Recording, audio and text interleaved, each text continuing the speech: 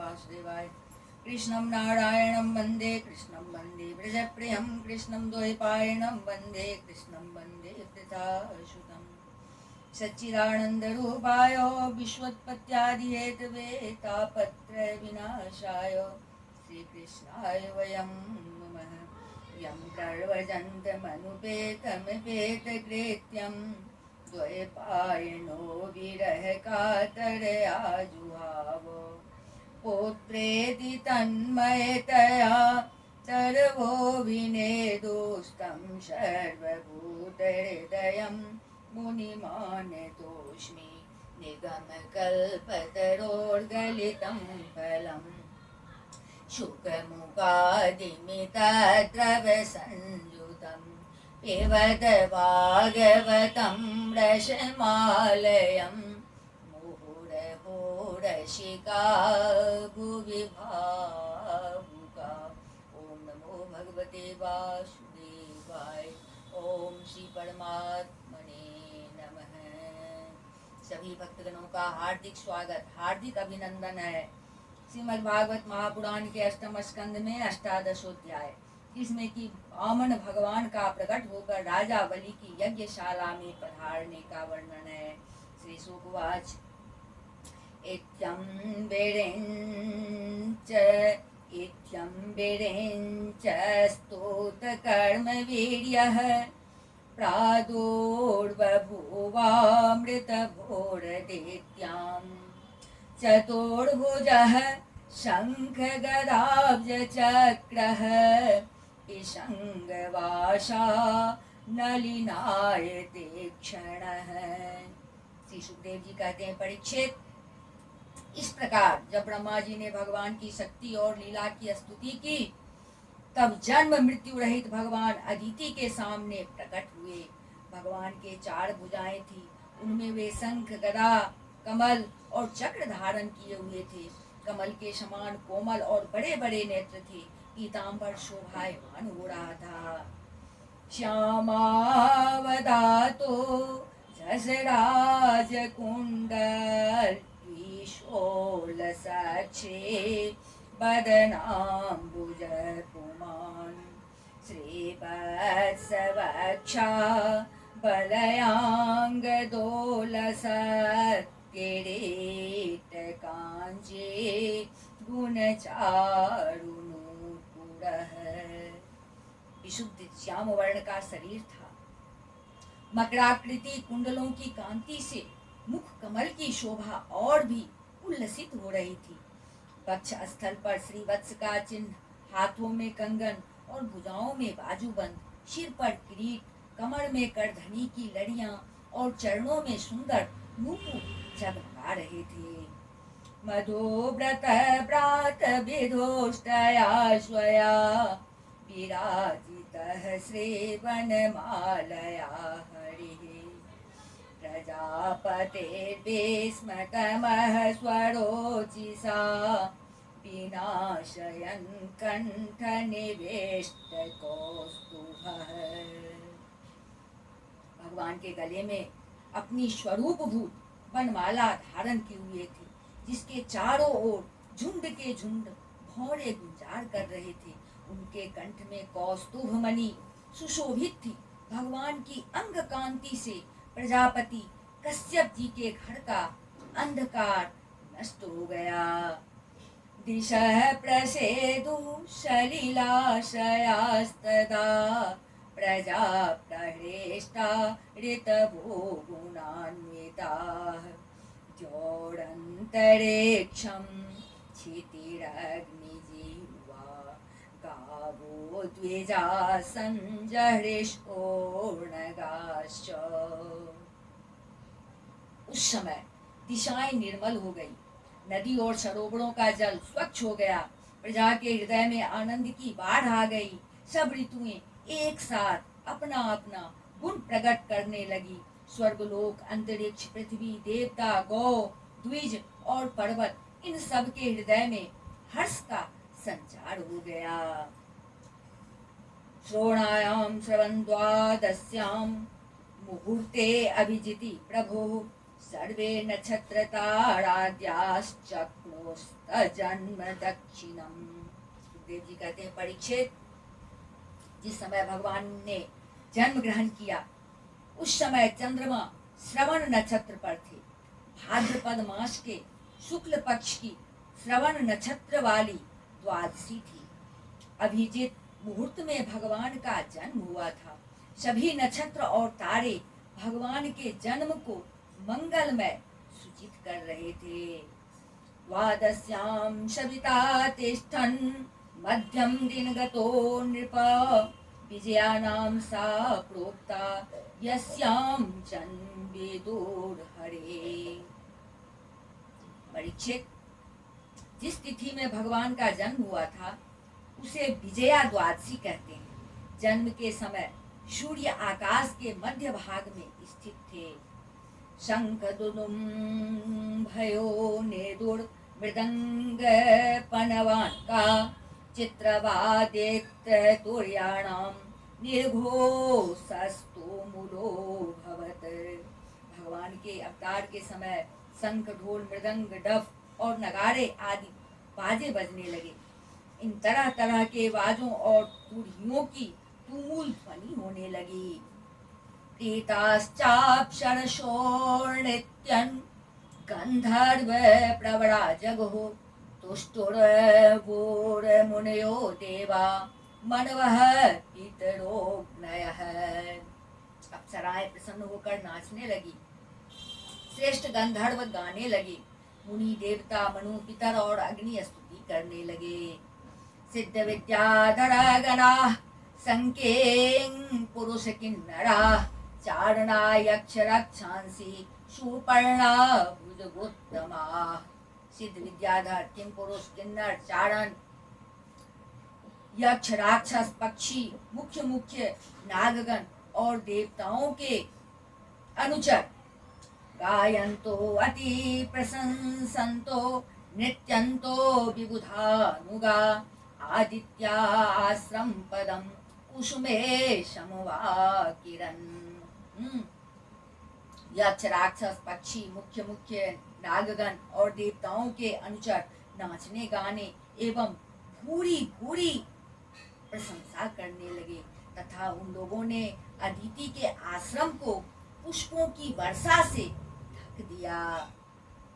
दृष्ट्वादितेस्तं निजगर्भसंभवं परं पुमांसं मुदमापविस्मिता। गृहीतदेहं निजयोगमायया प्रजापतिश्चाह जयेति विस्मितः। जब अदिति ने अपने गर्भ से प्रकट हुए परम पुरुष परमात्मा को देखा तो वह अत्यंत आश्चर्यचकित और परम आनंदित हो गए।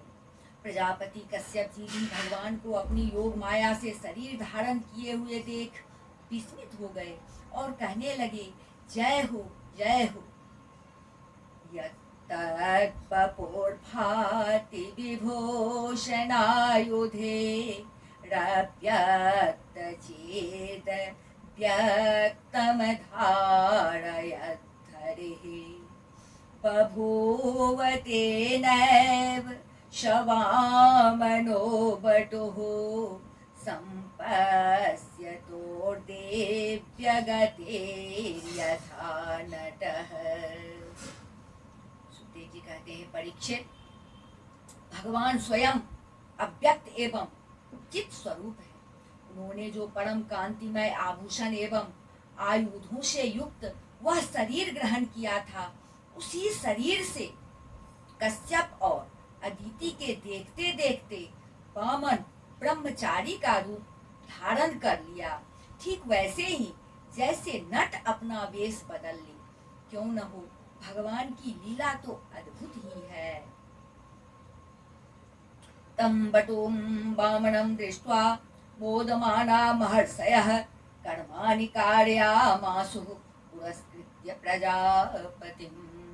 भगवान को वामन ब्रह्मचारी के रूप में देखकर महर्षियों को बड़ा आनंद हुआ उन लोगों ने कश्यप प्रजापति को आगे करके उनके जात कर्म आदि संस्कार करवाए।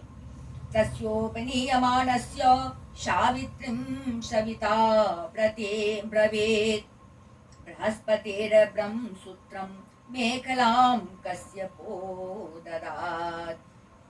जब उनका उपनयन संस्कार होने लगा तब गायत्री के अधिष्ठात्र देवता स्वयं सविता ने उन्हें गायत्री का उपदेश किया।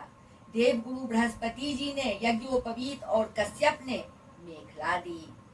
ददो कृष्णाजिनं भूमिर्दण्डं सोमो वनस्पतिः कौपीनाच्छादनं माता द्योश्छत्रं जगतः पते। पृथ्वी ने कृष्ण मृग का चरण, वन के स्वामी चंद्रमा ने दंड, माता अदिति ने कौपीन और कटी वस्त्र एवं आकाश के अभिमानी देवता ने वामन वेशधारी भगवान को छत्र दिया। कमंडलुम वेद गर्भः पूषां सप्तर्षियो ददुः अक्षमालां महाराज सरस्वत्यव्ययात्मनः। सुखदेव जी कहते हैं, परीक्षित,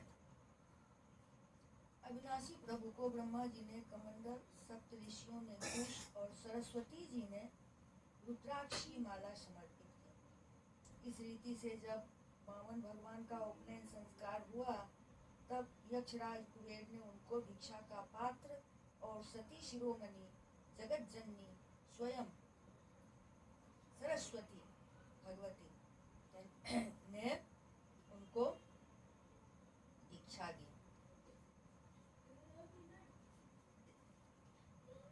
देव जी कहते हैं, परीक्षित, अविनाशी प्रभु को ब्रह्मा जी ने कमंडल, सप्त ऋषियों ने कुश और सरस्वती ने रुद्राक्ष की माला समर्पित की। तस्मा इत्युपनीताय यक्षराट पात्रिकां दात् दीक्षां भगवती साक्षात् भूमाता दम्बिका सती। इस रीति से जब वामन भगवान का उपनयन संस्कार हुआ तब यक्षराज कुबेर ने उनको दीक्षा का पात्र और सती शिरोमणि जगत जननी स्वयं भगवती उमा ने दीक्षा दी। ब्रह्म वचरसे नैवं शभां संभावितो बटो ब्रह्मणि गण संजुष्टा मत्यरोचत मारिषः। इस प्रकार जब सब लोगों ने वटु वेशधारी भगवान का सम्मान किया तब वे ब्रह्म ऋषियों से भरी हुई सभा में अपने ब्रह्म तेज के कारण अत्यंत शोभायमान हुए। शमिद्धमाहितं वहिनीं कृत्वा परिसमूहनं परिस्तीर्य समभ्यर्च्यं शमेते परजुहो द्विजः। इसके बाद भगवान ने स्थापित और प्रज्वलित अग्नि का कुशों से परिसमूहन और परिस्तरण करके पूजा की और समिधाओं से हवन किया। श्रुत्वा सुमेधेर्यजमान मूर्जितं बलिं भृगूनामुपकल्पितस्ततः जगाम तत्राखिल सार संवृतो भारेण गाम सन्मयन पदे पदे। सुखदेव जी कहते हैं, परीक्षित, उसी समय भगवान ने सुना कि सब प्रकार की सामग्रियों से संपन्न यशस्वी बलि भृगुवंशी ब्राह्मणों के आदेशानुसार बहुत से अश्वमेध यज्ञ कर रहे हैं। तब उन्होंने वहां के लिए यात्रा की। भगवान समस्त शक्तियों से युक्त हैं। उनके चलने के समय उनके भार से पृथ्वी पग पग पर झुकने लगी। तम नर्मदायास्तटोत्तरे बले यौरिद्विजस्ते भृगुकंश संज्ञके प्रवर्तयन्तो भृगवः कर्तुत्तमं व्यचक्षतारादुदितं यथा रविं। नर्मदा नदी के उत्तर तट पर भृगुकक्ष नाम का एक बड़ा सुंदर स्थान है। वहीं बलि के भृगुवंशी ऋतु श्रेष्ठ यज्ञ का अनुष्ठान करा रहे थे। उन लोगों ने दूर से ही वामन भगवान को देखा तो उन्हें ऐसा जान पड़ा मानो साक्षात सूर्य देव का उदय हो रहा हो। तौरित्विजो यजमानः सदस्या हतद्विषो वामन तेजसा नृप। सूर्यः किलायात्युत वा विभावशुः सनत्कुमारो अथ दिदृक्षया कृतो। सुखदेव जी कहते हैं, परीक्षित, मावन भगवान के तेज से ऋत्विज, यजमान और सदस्य सब के सब निस्तेज हो गए। वे लोग सोचने लगे कि कहीं यज्ञ देखने के लिए सूर्य, अग्नि अथवा सनत कुमार तो नहीं आ रहे हैं। इत्यं सशिष्येषु भृगस्वनेकधा वितर्क्यमानो भगवान् स वामनः। छत्रं सदण्डं सजलं कमण्डलुं विवेश विप्रत्ययमेदवाटम्। भृगु के पुत्र शुक्राचार्य आदि अपने शिष्यों के साथ इसी प्रकार अनेकों कल्पनाएं कर रहे थे। उसी समय हाथ में छत्र, दंड और जल से भरा कमंडल लिए हुए वामन भगवान ने अश्वमेध यज्ञ के मंडप में प्रवेश किया। मौंजा में खलयाविता मुपविता जिनोत्तरं जटिलं वामनं विप्रं माया मानवकं हरिं। वे कमर में मूंज की मेखला और गले में यज्ञोपवीत धारण किए हुए थे।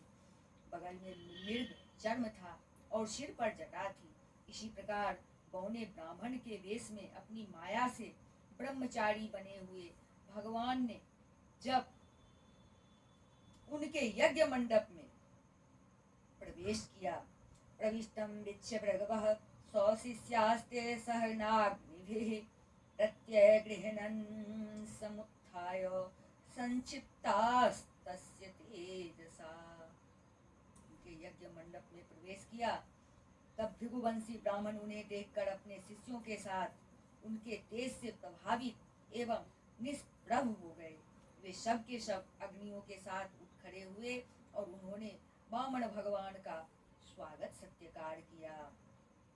यजमानः प्रहितो दर्शनीयं मनोरमं रूपानुरूपावयवं तस्मा आसन् आहरत। भगवान के लघु रूप के अनुरूप सारे अंग छोटे छोटे, बड़े ही मनोरम एवं दर्शनीय थे। उन्हें देखकर बलि को बड़ा आनंद हुआ और उन्होंने वामन भगवान को एक उत्तम आसन दिया। स्वागतेनाभिनन्द्याथ पादो भगवतो बलिः अवनीज्यार्चयामास मुक्तसंग मनोरमम्। फिर स्वागत वाणी से उनका अभिनंदन करके पांव पखारे और संग रहित महापुरुषों को भी अत्यंत मनोहर लगने वाले वामन भगवान की पूजा की। तत्पाद शौचम जन कल्मषापहं स्वधर्म विन्मोक्ष्य दधात सुमंगलम्। यद देव देवो गिरिशश्चन्द्रमौलिर्दधार मोघ्ना परया च भक्त्या। भगवान के चरण कमलों का धोवन परम मंगलमय है। उससे जीवों के सारे पाप ताप धुल जाते हैं। स्वयं देवादिदेव चंद्रमौली भगवान शंकर ने अत्यंत भक्तिभाव से उसे अपने सिर पर धारण किया था। आज वही चरणामृत धर्म के मर्मज्ञ राजा बलि को प्राप्त हुआ। उन्होंने बड़े प्रेम से उसे अपने मस्तक पर रखा। बलिरुवाच स्वागतं ते नमस्तुभ्यं ब्राह्मणीकं कर्वाम ते ब्रह्मर्षीणां तपः साक्षान् मन्ये त्वार्य बपुरधरम्। बलि ने कहा, ब्राह्मण कुमार, आप भले पधारे, आपको मैं नमस्कार करता हूँ। आज्ञा कीजिए, मैं आपकी क्या सेवा करूँ। आर्य, ऐसा जान पड़ता है कि बड़े बड़े ब्रह्म ऋषियों की तपस्या ही स्वयं मूर्तिमान होकर मेरे सामने आई है। अद्य नः पितरस्तृप्ता अद्य नः पावितं कुलम् अद्य स्विष्टः क्रतोरयं यद भगवान आगतो गृहान्। आज आप मेरे घर पधारे, इससे मेरे पितर तृप्त हो गए। आज मेरा वंश पवित्र हो गया। आज मेरा यह यज्ञ सफल हो गया। अज्ञाग्नयो में शुहुता यथा विधि द्विजात्मज त्वचरणावने जने हतांहशो बाभिरियं च भूरहो तथा पुनीता तनुभिः पदेस्तव। ब्राह्मण कुमार, आपके पांव पखाड़ने से मेरे सारे पाप धुल गए और विधि पूर्वक यज्ञ करने से, अग्नि में आहुति डालने से जो फल मिलता वह अनायास ही मिल गया। आपके इन नन्हे नन्हे चरणों और इनके धोवन से पृथ्वी पवित्र हो गई। यद यद बटो वांछसी तत् प्रतीक्ष मे त्वामर्थिनं विप्र सुतानुतर्कये गां काञ्चनं गुणवत् धाम प्रेष्ठं तथान्यपेयमुत वा विप्रकन्यां ग्रामानुसमृद्धास्तोरगान् गजान् वा रथांस्तथा हरत्तं सम्प्रतीक्ष। यद् यद् बटो वाञ्छसि तत् प्रत्यक्ष मे त्वमार्थिनं विप्रसूतानुतर्कये गां काञ्चनं गुणवत् धामम्रेष्ठं तथान्नपेयमुत वा विप्रकन्यां ग्रामान् समृद्धास्तुरगान् गजान् वा रथांस्तथाहरत्तं सम्प्रतीक्ष। ब्राह्मण कुमार, ऐसा जान पड़ता है कि आप कुछ चाहते हैं। परम पूज्य ब्रह्मचारी जी, आप जो चाहते हो, गाय, सोना, सामग्रियों से सुसज्जित घर, पवित्र अन्न, पीने की वस्तु, विवाह के लिए ब्राह्मण की कन्या, संपत्तियों से भरे हुए गांव, घोड़े, हाथी, रथ, वह सब आप मुझसे मांग लीजिए। अवश्य ही वह सब मुझसे मांग लीजिए। इति श्रीमद्भागवते महापुराणे पारमहंस्यां संहितायां अष्टम स्कंधे वामन प्रादुर्भावे बले वामन संवादे अष्टादशोऽध्याय। बोल वृंदावन बिहारी लाल की जय, राजा रामचंद्र की जय, अम्बा जनक नंदनी की जय, भास्कर भगवान की जय, बजरंगबली की जय, उमापति महादेव की जय, रमापति रामचंद्र की जय, श्रीमद्भागवत महापुराण की जय। बोलिए सब संतन की जय। जय जय श्री राधे।